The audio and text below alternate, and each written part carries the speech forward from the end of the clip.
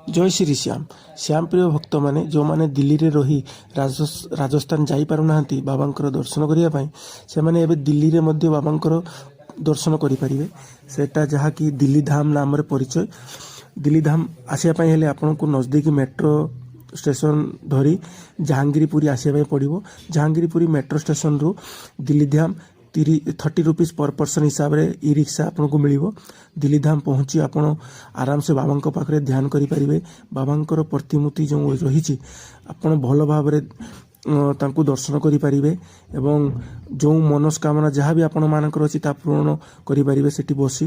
कारण दिल्ली धाम रो जो place T बहुत भल होईची दर्शन करने। तो आपण माने आसंतु बाबांकर दर्शन करंतु एवं बाटे एठारे छोट पिला मानकर भी बहुत खेलिया भी बहुत भल भल दिन माने रही। आपण आमे भी आसथिलु आपण माने भी आसंतु दर्शन करने।